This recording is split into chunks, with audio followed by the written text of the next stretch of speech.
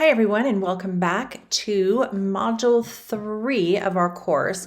This week we're going to be talking about the digital divide and specifically about access and equity. So when we think about the digital divide, in the past it started out with access to devices. It wasn't really fiscally feasible for every student to have their own device. And so that was the challenge, was some students had access to devices at home while others didn't. So the first piece of that digital divide really was getting access to devices. Once COVID hit and we ended up getting federal funds, our district ended up going one-to-one full district. We were originally one-to-one at our high school, but we had to get devices into the hands of our K through 8 students so they could participate in their education.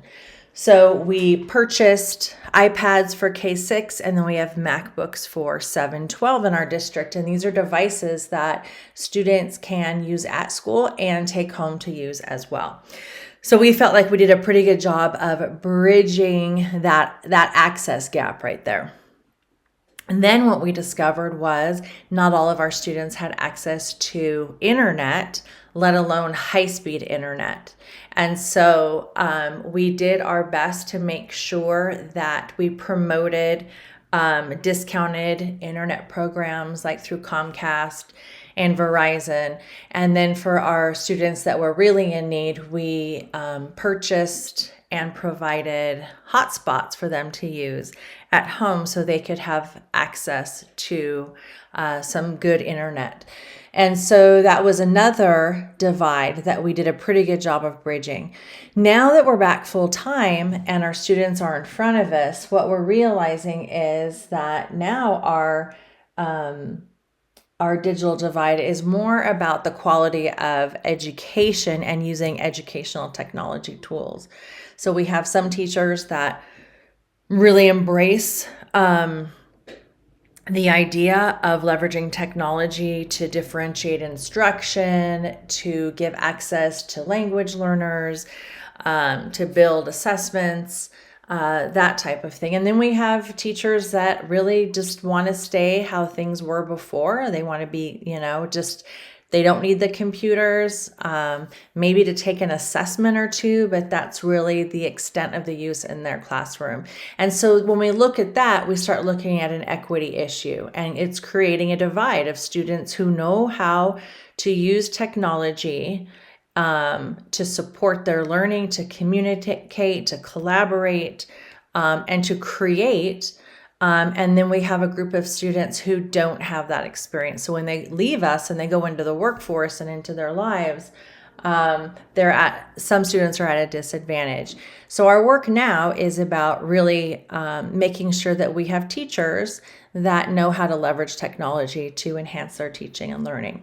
Now with the influx of AI right now, that becomes an issue as well, because we don't want to increase the digital divide by having some students learning about what AI is, how to use it, and then practical applications, and then students who do not have access to it and don't have those experiences. And then again, when they're released out into the world, a lot of the jobs are going to require understanding how to use AI. So we really need to be mindful of that as well when we're talking about the digital divide and access and equity.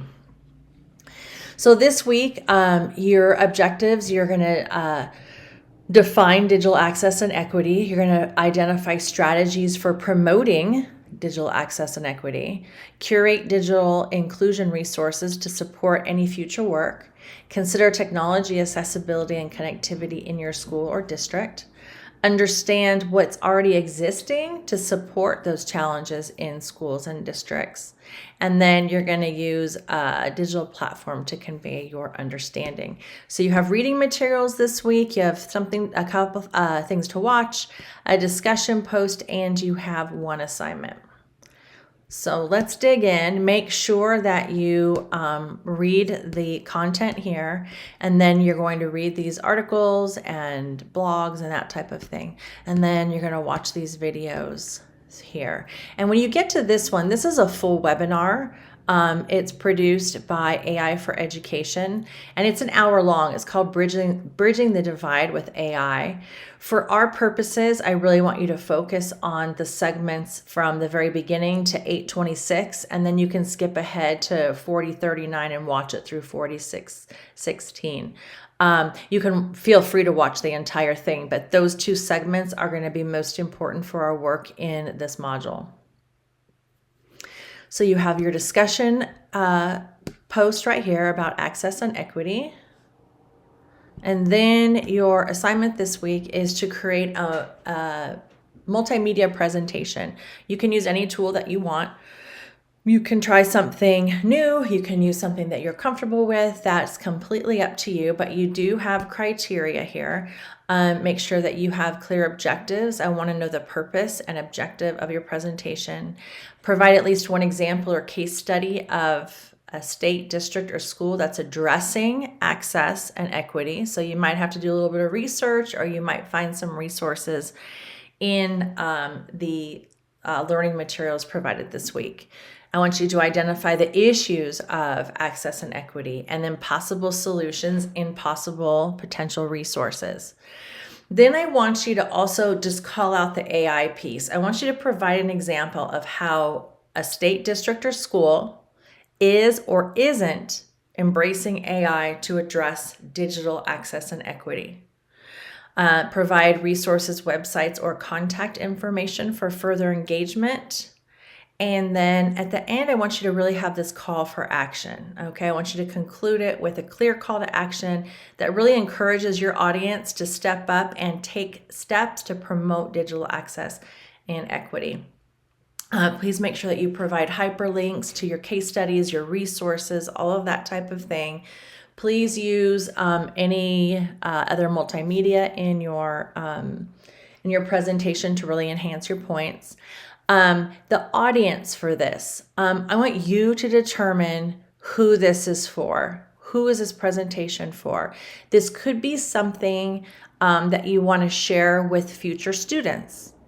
This could be a presentation you want to share with faculty at a staff meeting or with your administration.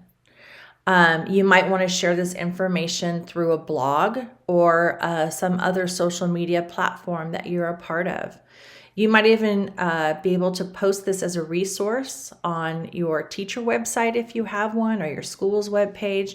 It's really up to you. Just make sure that you follow the criteria, you review the rubric so that you know how you're going to be assessed and what the expectation is, and then use whatever tool that is of your choice.